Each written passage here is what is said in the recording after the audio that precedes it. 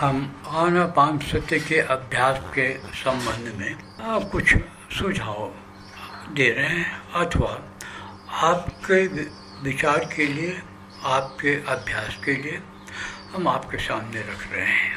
आप इन्हें लेट करके, बैठ करके, रिलैक्स हो करके, कार में बैठ के, बस में बैठ के कभी भी सुन सकते हैं।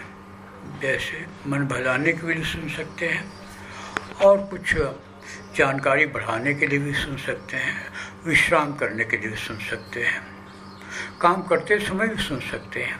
जितने ही आप लापरवाह होकर के सुनेंगे उतना ही आपको लाभदायक होगा। इसलिए ध्यान देने की कोई आवश्यकता नहीं, ये ऑडियो चलता रहे, आप लापरवाह बने रहिए। अगर आपको नींद आ जाए तो ये तो और लाभदायक होगा। रिलैक्सेशन जो बाहर का है वो आंतरिक मन में चला जाएगा, आप भीतर से अच्छा अनुभव करेंगे, रिलैक्स फील करेंगे, जो कि चलता रहेगा कुछ देर तक। ये निवेदन है। आनापानसति के संबंध में ये है क्या, शब्द का अर्थ क्या है? आनापानसति पाली भाषा का शब्द है।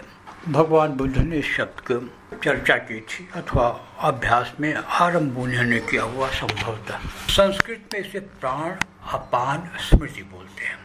और जब आप सांस लेते हो और सांस छोड़ते हो तो ये जो एक साइकिल पूरा हुआ, इसको एक सांस समझिए और इसको याद करना कि हमने एक सांस लिया कि एक साइकिल लिया कि दो साइकिल लिया, तीन। ये याद रखना को स्मरण करना, याद किए रहना, बनाए रहना कि हम ऐसा काम कर रहे हैं, इसको आनापानसति या प्राण अपान स्मृति कहते हैं। आधुनिक मनोविज्ञान में भी इसका बहुत महत्व है। डॉक्टर विलियम ब्राउन में, जो कि वार सर्जन थे, वार सर्जन को तो मौका आनापानसति करने का नहीं मिलता है, लेकिन उन्होंने बाद में इस पर प्रयोग किया। उन्होंने पुस्तक भी लिखी है और वो मनोविज्ञान तथा मनोचिकित्सा या मानसिक उपचार उसकी पुस्तक का नाम है।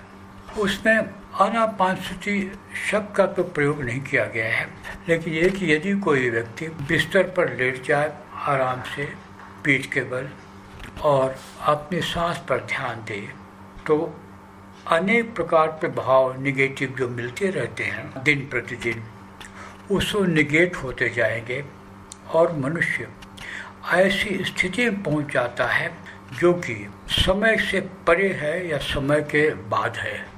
भाषा जो लैंग्वेज हिंदी की है, पैमिन इंग्लिश की है, वो ये कि one goes out of time और beyond time. Out of time अथवा बियॉन्ड टाइम, समय के परे या समय के बाहर। ये एक अनुभूति के को अभिव्यक्त करने का शब्द है। इसको डिक्शनरी में इसका सही से अर्थ हम नहीं पाएंगे। ये तरीका उनका अलग है। वार सर्जन ने अगर ये बातें कही है तो बहुत महत्व की है। बुद्ध का जो आनापानसति है वो 1 से लेके 9 तक और 9 से लेके फिर वापस आई 1 तक, एक गिनती। यह स्मृति बनाए रखने की हम गिनती कर रहे हैं। आप कभी 1-3 तक जाते में भूल जाते हैं, आपके विचार कहीं चले जाते हैं, फिर आपको याद आता है कि वो गिनती करे थे, तो आप 5 से आप आरंभ कर दीजिए, या लौटने का 5 या उधर जाने का 5, 9 तक जाने का वाला 5 या 9 से वापस आने वाला 5, कोई अंतर नहीं पड़ता। मात्र आपको गिनती नहीं बल्कि गिनती की स्मृति, ये स्मृति करना है कि आप सांस ले रहे हैं। Not that you to count actually, ये कि हम सांस ले रहे हैं और हम इसकी गिनती कर रहे हैं, ये स्मृति बनाए रखने को है। ये आनापानसति है।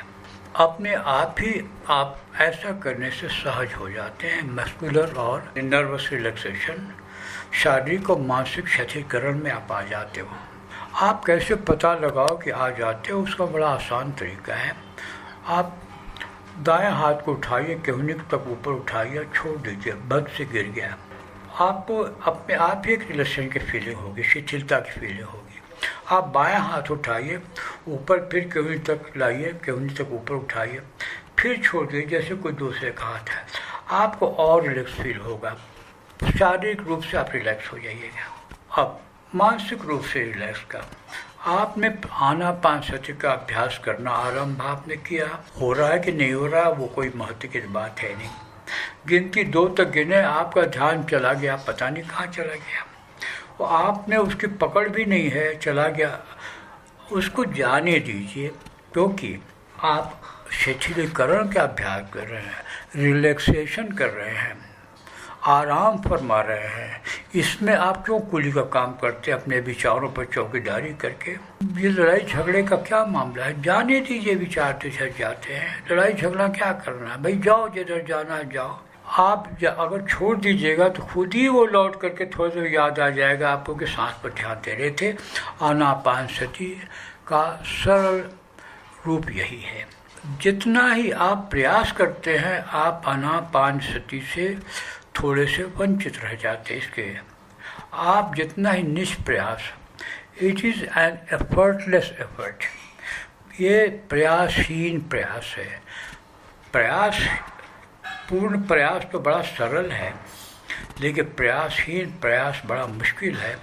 और जिस व्यक्ति की अपने संबंध में धारणाएं जितनी ऊंची होती हैं, जैसे कहावत है कि he thinks very high of himself, मतलब अपने को बहुत महान समझते हैं, हम अपने को बहुत अमीर आदमी समझते हैं, हम अपने बड़े काबिल समझते हैं, हमारे अगर नहीं जाए तो कंपनी चलेगी नहीं है, हमें तो हैं जो कि देश को बचा सकते हैं, हमें तो हैं जो सारा समाज की ठिका लिए बैठे हैं। ये जो भावनाएं अनेक रूपों में प्रकट जो हो रही हैं, ये हमें आनापानसति में जो शिथिलीकरण है, the state of mental and physical relaxation, उससे हमें मतलब दीवार खड़ी कर देती हैं। हमें उसको उस समय के लिए जब हम सांस पर ध्यान देते हैं इस प्रकार से, और जब विचार जाने लगते हैं तो स्वतः एफर्टलेसली, अननोइंगली हमको वो कि हम इतने महान हैं वो गायब हो जाता है। विचार कहीं जानते तो हमारी स्थिति वही होती है, मानसिक जगत में हम उतने ही आराम से पड़े रहते हैं जितने आराम से एक रिक्शा वाला रिक्शा चला करके पेड़ के नीचे सोया रहता है।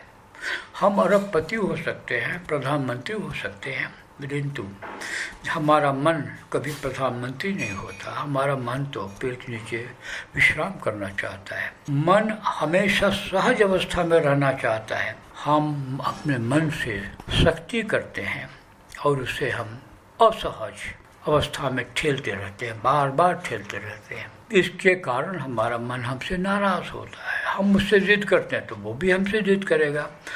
कुत्ते को मैंने काटा, सॉरी कुत्ते ने मुझको काटा तो मैंने भी कुत्ते को काटा, ऐसी बात होती है। तो अगर कुत्ता हमें काटे और हम सुई लगवा दें तो कोई प्रॉब्लम नहीं होगा। तो विचारों को छोड़ दीजिए। मेरी तरफ से मत सोचिए कि कुत्ते ने काटा तो मैं भी उसको काटने के लिए दौड़ रहा हूँ उसके पीछे। विचारों को छोड़ दीजिए आराम से। अपने आप जिधर जाते हैं अगर आप छोड़ देंगे तो अपने आप लौट के आएंगे। अगर उनको रोकोगे तो जिधर रोकिएगा उधर जबरदस्ती जाएंगे, और आपको जो टेंशन होगा, खिंचाव होगा, वो आपके अभ्यास में उतना सहायक नहीं होगा जितना कि आपकी मतलब लापरवाही, उपेक्षा। और सच पूछे तो उपेक्षा अपने आप में बहुत बड़ा अभ्यास है। मैं सारनाथ के लाइब्रेरी में गया था, लाइब्रेरी से पूछा कि मैं किसी बुद्धिस्ट सेंट से मिलना चाहता हूँ, तो उन्होंने बोला 2 हैं, एक भारत में है, एक जापान में है। भारत में बीमार हैं, जापान आप जा नहीं सकते। तो मैं आया, उन्होंने मेरी बातें 2 मिनट में सुना और उन्हें बोला अब आप एक अभ्यास करो, उपेक्षा का अभ्यास। मतलब उपेक्षा, उन्होंने उपेक्षा कहा तो मैंने उसको संस्कृत उपेक्षा, या हम लोगों ने 3 मिनट बात किया। उन्होंने मुझे आनापानसति और ये उपेक्षा के संबंध में 3 मिनट में नहीं बचा, मुश्किल से 6 सेंटेंस ज़्यादा नहीं उन्होंने कहा, और मैंने जो कुछ कहा उन्होंने 1 सेंटेंस सारा कुछ समझ लिया। मैं पूर्णतः संतुष्ट हुआ। ये कि उपेक्षा, जब आप आनापानसति में उपेक्षा करते हैं अपने विचारों के गतिशीलता का, उनके स्वभाव का, उनके दिशा का, में आप एक उपेक्षा का भाव आप में आ जाता है, और वहीं पर बात होती है चाह मिटी चिंता मिटी मनवा बेपरवाह, जिनको कछु न चाहिए वे साहन के साह। तो हम जो भी हो बाहरी जगत में अपने व्यवहारिक जगत में, किंतु कुछ क्षण ऐसे आते हैं और वो अपने आप आते हैं आनापानसति में, बुलाने की जरूरत भी नहीं पड़ती है, आप पड़े हुए हैं निश्चेष्ट, अपने आप ही वो क्षण आते हैं जो आपको शाहों के शाह बनने की जो अनुभूति है, जो आनंद है, जो मुक्ति है, उसका आपको आस्वादन कराते हैं। ये आपके हाथ में है और ये आनापानसति की कृपा है। थोड़ा सा अभ्यास है, हम कितने बिजी हों 10-5-20 मिनट निकाल ही सकते हैं। और मेडिकल साइंस तो इसको 100% अप्रूव करता है, हार्ट के लिए, ब्लड प्रेशर के लिए, किडनीज के लिए, नर्वस टेंशन के लिए, और पता नहीं कितने अल्सर के लिए, पता नहीं कितनी चीज़ों के लिए रिकमेंड करता है, स्ट्रांगली रिकमेंड करता है कि रिलैक्सेशन कीजिए। आज का मनुष्य रिलैक्सेशन नहीं कर पाता, बाकी सब कुछ करता है, सब कुछ वो करता है जो किसको रिलैक्स न करने दे। आप वो कीजिए जो रिलैक्स आपको करने में थोड़ा सा आपको आगे बढ़ा देता है, थोड़ा इशारा कर देता है। कम से कम उंगली पकड़ लीजिए रिलैक्सेशन की, मत आप रिलेशन से गोद में बैठिए, पर उंगली पकड़ तो लीजिए, उसके पास तो आ जाइए। और ये काम आप आनापानसति में करते हैं, अभ्यास में करते हैं। इसका आध्यात्मिक महत्व बहुत ही सूक्ष्म और श्रेष्ठ है। ये जब आप 1 से 9 तक जाते हैं, और ये भारतीय संस्कृति के, संसार के मैथमेटिक्स को देन है, वह है शून्य। शून्य की कल्पना किसी भी पुराने शब्द की मतलब आज में ब्रांच ऑफ नॉलेज नहीं की थी, मैट्रिक्स नहीं किया था। India was the first and the only. तो उसको क्या है शून्य? आध्यात्मिक क्या है?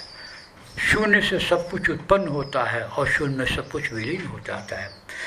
जो 1 के पहले क्या है वो शून्य है, 9 के बाद से क्या वो शून्य है। आरंभ होता है, गतिशीलता होती है, 1 से 9 तक जाती है, शून्य में विलीन होती है गतिशीलता। फिर वहाँ से गतिशीलता आरंभ होती है, 1 तक आती है और शून्य में विलीन होती है। आनापानसति की स्थिति में आप बड़े सरलता से इस गहरी अनुभूति में विलीन हो सकते हैं। जिस प्रकार बूंद सागर में विलीन हो जाती है, उसका अस्तित्व समाप्त नहीं होता, वो बूंद अपना अस्तित्व अपने निस्सीमता में पा जाती है, नष्ट नहीं होती है, अपने निस्सीमता में पा जाती है। वो सुखी होती है, अकेले रहती है तो उसका अस्तित्व का ठिकाना नहीं रहता, कब उड़ जाए, कब भाप बन जाए, कब मिट्टी मिल जाए। लेकिन जब सागर में मिलती है तो वो सागर बन जाती है। वही बात होती है, लाली देखकर मैं गई, मैं भी हो गई लाल। तो इस प्रकार से सभी प्रकार के कॉन्ट्रडिक्शंस का, दुखों का और संघर्षों का, अहंकार का, महानता का, ऊंचे नीचे का, all extremes dissolve into insignificance. सारे के सारे हमारे महत्व, विचार, घमंड, सहनशीलता, विद्वता, सारा कुछ एक किनारा विहीन महासमुद्र में विलीन हो जाता है। हम इन्फिनिट के साथ एक हो जाते हैं। कहाँ दुख, कहाँ बेचैनी, कहाँ घबराहट, कहाँ भय, कुछ सब कुछ से छोड़ करके हम सो जाते हैं। और जो वो निद्रा होती है, भगवान बुद्ध ने कहा है कि समाधि की स्थिति आ जाती है। और कम से कम पतंजलि में तो योग निद्रा तो इसको मानते हैं हम लोग साधारण तरह से। और इसको डीप रिलैक्सेशन अंग्रेजी में मतलब मेडिकल साइंस में आते हैं कि डीप रिलैक्सेशन हर प्रकार से, आध्यात्मिक दृष्टि से, मौतिक दृष्टिकोण से, शारीरिक दृष्टिकोण से, सामाजिक दृष्टिकोण, हर प्रकार से तो ये अति उत्तम है और प्रयासहीन है, फ्री में है और हमारे अपने वश में है। हम स्वतंत्र इसे करने के लिए, किसी का दबाव नहीं, हम मुक्त हैं। और यही मुक्ति, पूर्णता की खोज है और हमारा हृदय हमेशा पूर्णता की खोज में रहता है। और पूर्णता की हल्की झलक भी हमें अव्यक्त विश्राम देती है। और ये आनापानसति का अभ्यास है। परमात्मा सबको शांति दे।